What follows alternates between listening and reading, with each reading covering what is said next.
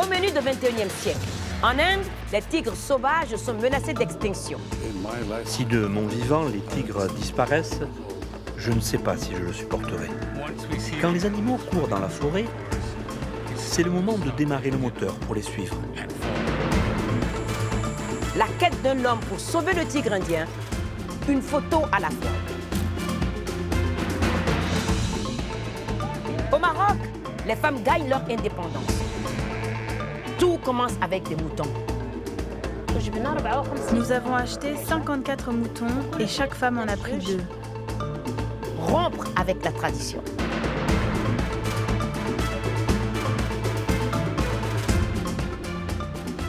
Bonjour et bienvenue dans le 21e siècle. Je suis Angélique Kidjo et je suis ravie de vous accueillir pour un nouvel épisode. En Inde, seuls 1700 tigres vivent à l'état sauvage. Le braconnage et le changement climatique ont fait beaucoup de victimes. Voici l'histoire d'un homme qui lutte pour sauver le tigre indien avec son appareil photo.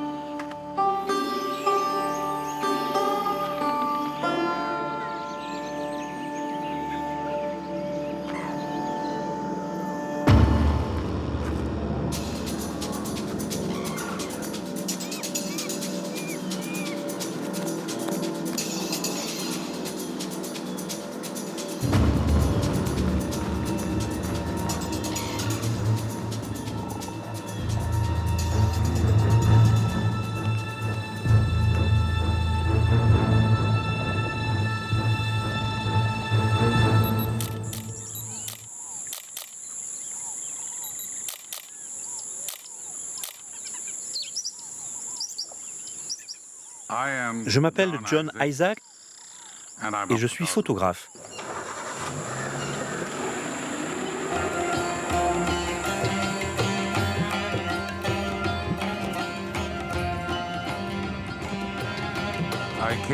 Je suis revenu en Inde il y a 25 ans et j'ai commencé à répertorier les tigres.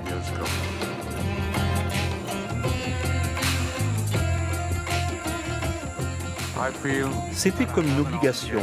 Il fallait que je revienne pour documenter la détresse des tigres, pour que les gens voient mes photos et contribuent à la survie de l'espèce.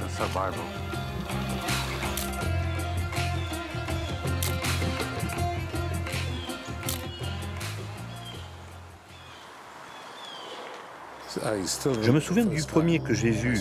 C'était un bébé mâle au bord du lac. J'étais enchanté. Je viens presque tous les ans, 1 an sur 2. Ces 10 dernières années, mon intérêt a décuplé.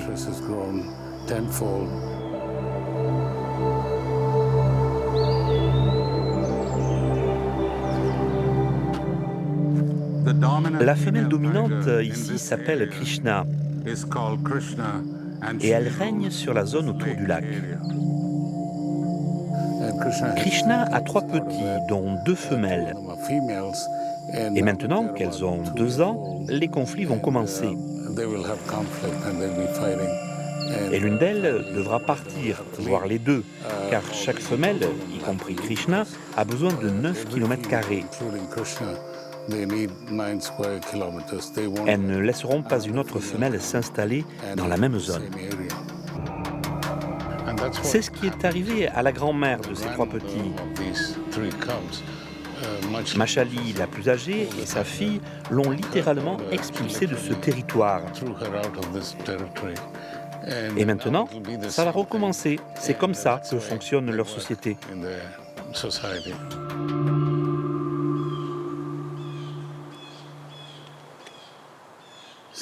Puisque c'est leur territoire, et le lac est là, et l'eau, ils aiment venir ici pour se rafraîchir. C'est donc un endroit très important pour les 4 tigres.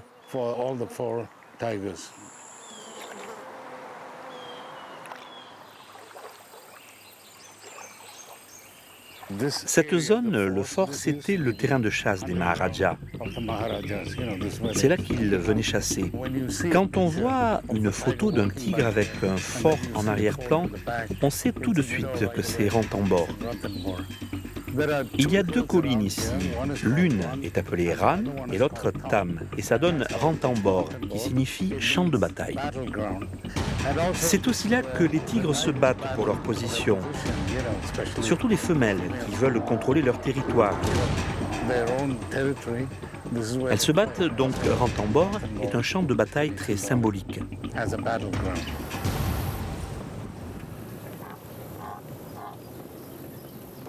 Je ne peux pas garantir que je vais voir un tigre à chaque fois, mais cette sensation d'être dans la forêt, tout proche, et parfois de voir une empreinte, c'est exaltant.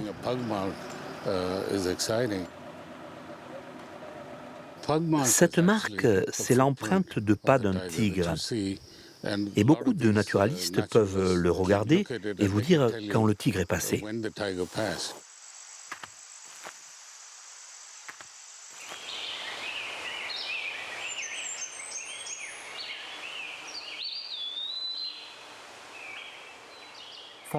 Pour avoir de très bonnes photos de ces animaux remarquables, je dois être en place avant qu'ils ne bougent.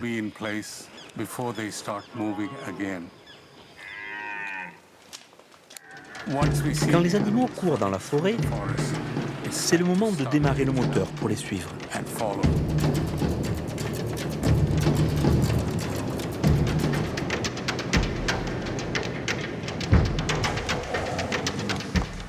C'est leur repas, les autres animaux. Ils aiment le sambar et le chital, le cerf tacheté.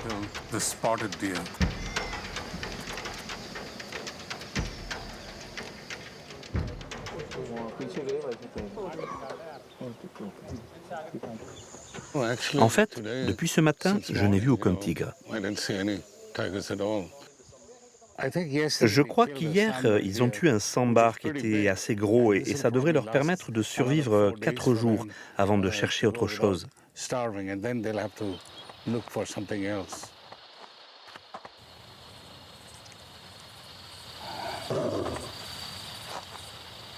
Les tigres contrôlent la population de cerfs et de sambars, ce qui est très important pour la santé de la forêt. Et c'est aussi pour ça que nous devons protéger les tigres. Un garde forestier me disait qu'ils vont marquer ces 9 km² et ne pas quitter le territoire. C'est une frontière imaginaire entre 2 arbres.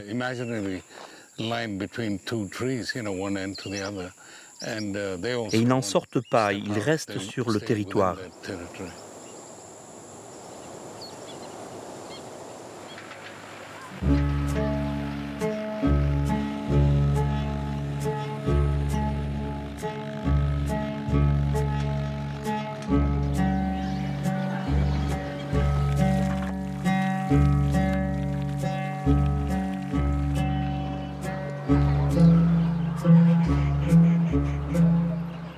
Le conflit entre les villageois et les tigres a toujours existé.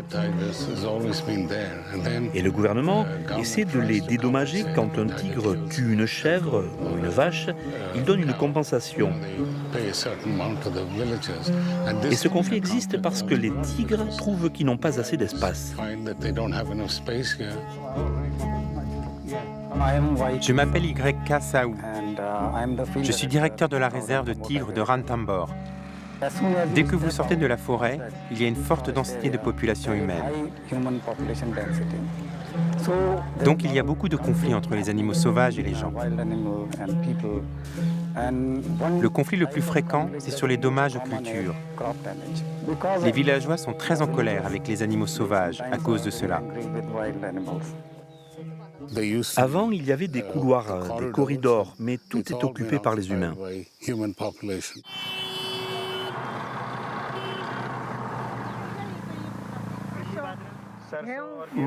Je m'appelle Sonny et je suis coordinateur de paysage pour le programme Paysage Tigre d'Inde occidentale pour le WWF.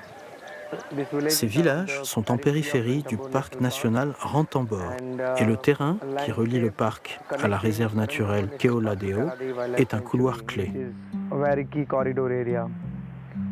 Alors, on essaye de travailler avec les communautés aux alentours et réduire leur dépendance de la forêt. Pour conserver ce couloir et permettre aux tigres de se déplacer facilement. Nous sommes tout près de la jungle. Des tigres, des antilopes nilgo.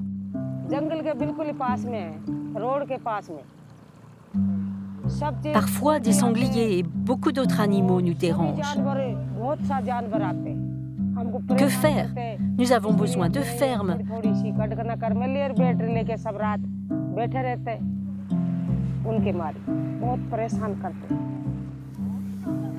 Notre bétail est attaché la nuit. Nous devons les surveiller, les nourrir.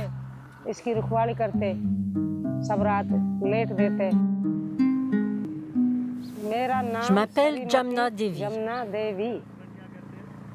Nous essayons de leur trouver d'autres moyens de subsistance, des cultures à valeur élevée, des poêles sans fumée, pour réduire la consommation de bois et des espèces fourragères sur leur sol agricole.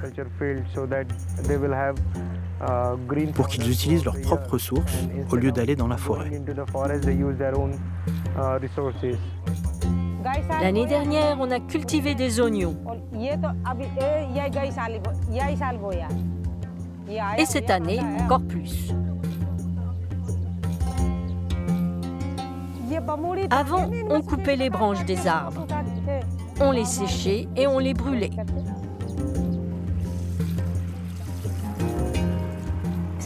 Un garde forestier nous a fourni une bouteille de gaz.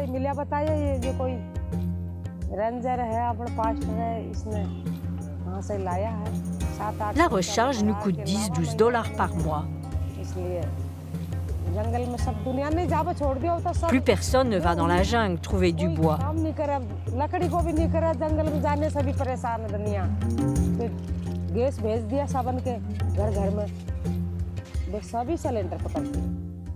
Chaque maison a sa bouteille de gaz.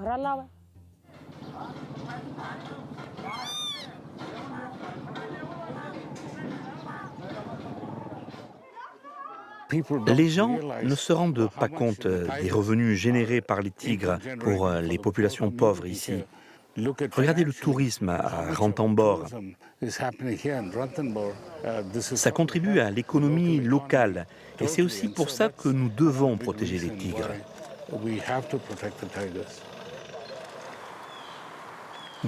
Ils n'ont pas de voix, nous devons être leur voix et c'est en partie pour ça que je suis si engagé et que je passe autant de temps à voyager de New York à Ranthambore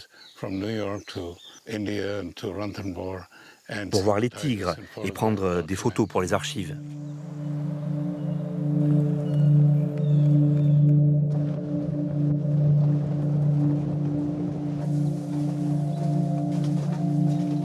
Depuis 2 ou 3 ans, on dit que c'est la sécheresse au Rajasthan. Les pluies sont irrégulières. Le changement climatique est un sérieux problème ici, sur tout le continent. Alors, la seule solution est de faire vivre la forêt, la protéger.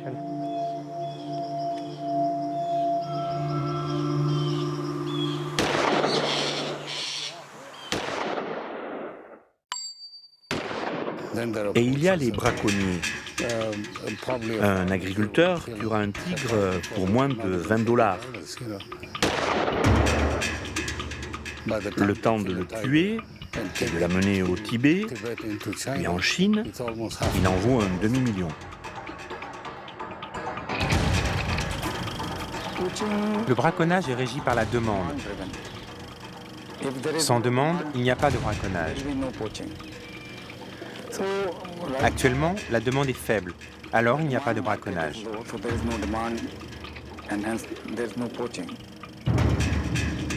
Partout, vous trouverez des communautés avec une tradition de chasseurs.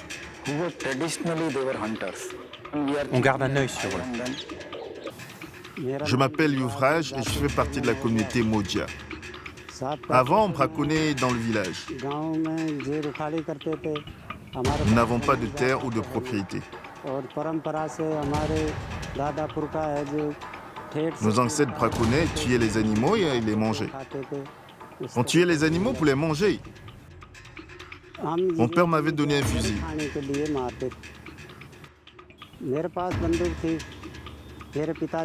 Je chassais avec ça.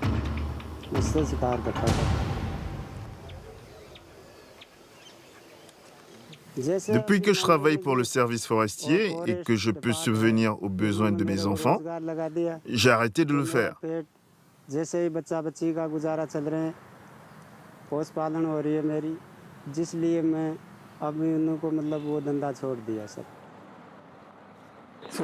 Nous ciblons la jeune génération. Je pense qu'une fois éduqués, ils trouveront de nouvelles vocations, un nouveau métier.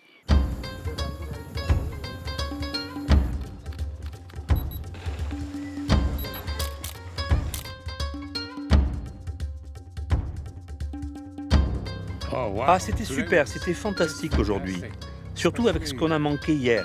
On a attendu toute la journée. Et aujourd'hui, on les a vus tous ensemble. Mon cœur s'est arrêté. La mère Krishna et les 3 petits. Je crois que c'est la première fois que je vois les 4 réunis. Surtout quand ils marchaient avec Rajba en arrière-plan. C'était incroyable.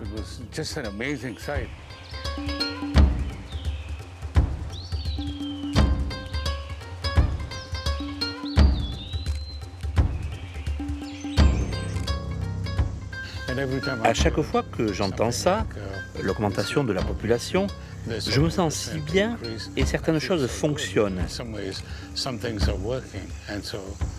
Et ça m'incite à revenir pour faire ça.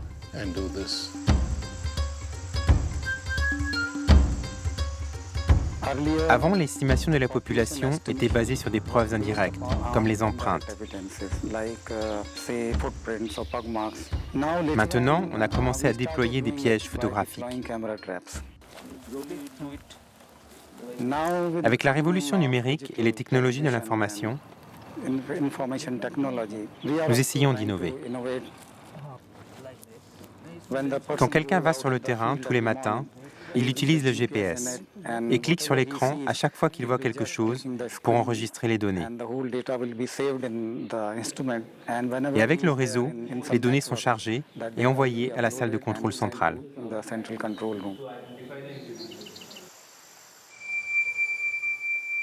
La conservation du tigre ne fait pas que sauver les tigres. C'est une espèce vedette. Donc si vous sauvez tout l'écosystème et si l'écologie reste intacte, le tigre sera sauvé. Et donc si on perd le tigre, nous aurons perdu notre équilibre écologique.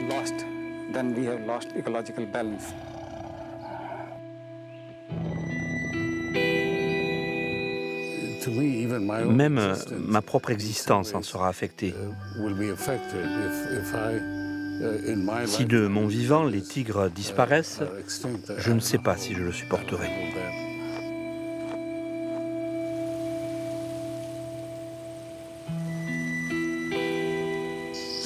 Quelqu'un a dit que même si l'évolution recommençait à zéro, les chances que le tigre existe seraient incertaines.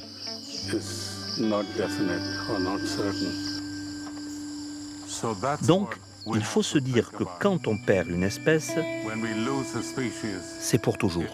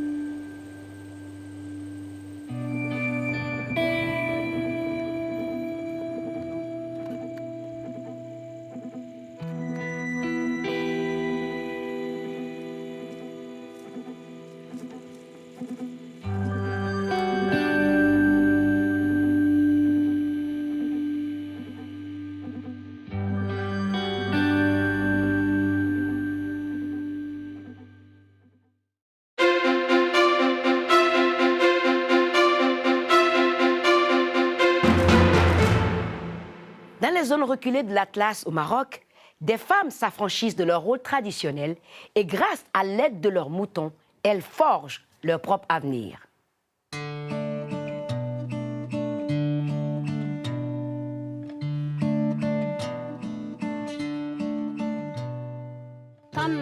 Je me lève vers 6h30, 7h tous les matins. Je fais le pain, je fais à manger pour les enfants, je range, je fais la vaisselle. Dans une zone reculée de l'Atlas marocain, Fatima Ait El Hussein s'occupe des tâches domestiques, comme elle l'a toujours fait. Jusqu'à récemment, à part aider les hommes dans les champs, c'est tout ce qu'elle et les autres femmes du village pouvaient faire. Mais un changement s'est produit et tout a commencé avec des moutons.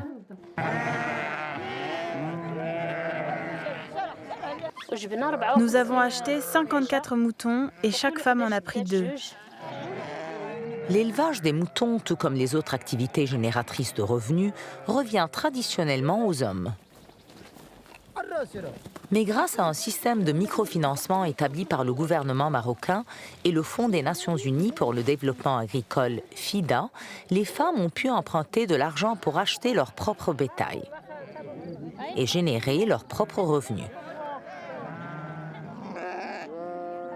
Depuis le lancement en 2008, les troupeaux et les revenus se sont multipliés. Nous en avons vendu 500, sans compter ceux qu'on a gardés pour nous. En plus des ventes d'animaux au marché, il y a eu d'autres retombées. La tradition berbère de fabrication de tapis a été relancée, avec la laine des moutons. Les tapis sont vendus jusqu'à Marrakech. Avec les revenus des moutons, elles ont pu étendre leurs activités. Elles ont acheté des ruches et des oliviers. Nous commençons à produire de l'huile d'olive avec laquelle nous fabriquerons du savon artisanal.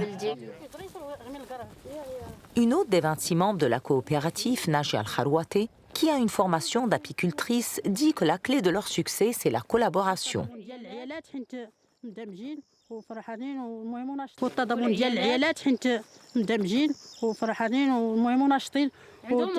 عندهم الرغبه باش باو داك المشروع داكشي علاش نجح المشروع حيت الا عندك الرغبه راه بغيت تنجح المشروع الا ما عندك الرغبه ما عندك سوق راه المشروع مشى. Et revenir en arrière, selon Fatima, c'est exclu. Nous, les femmes, nous pouvons aller au souk pour acheter des cadeaux et du matériel scolaire pour nos enfants. S'ils sont malades, nous pouvons leur acheter des médicaments. Et grâce à Dieu, nous ne sommes plus obligés de quémander, de demander de l'argent à nos maris pour subvenir à nos besoins. Nous sommes indépendantes.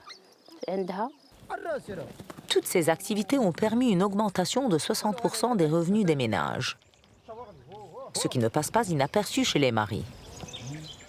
Ce n'est pas comme avant. À l'époque, quand l'homme était le seul pourvoyeur, il fallait emprunter pour acheter des vêtements pour nos enfants.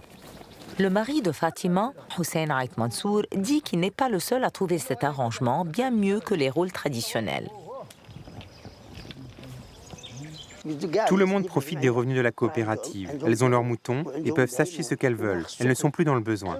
La femme gagne de l'argent et économise. Plus besoin de demander à l'homme. Nous sommes heureuses. Nous voulons simplement continuer à travailler. Et elles sont prêtes à franchir le pas le plus important. Dans quelques semaines, elles vont commencer les cours d'alphabétisation pour atteindre leurs objectifs commerciaux, mais aussi pour ouvrir la voie à toutes les femmes de la région qui veulent prendre en main leur destin.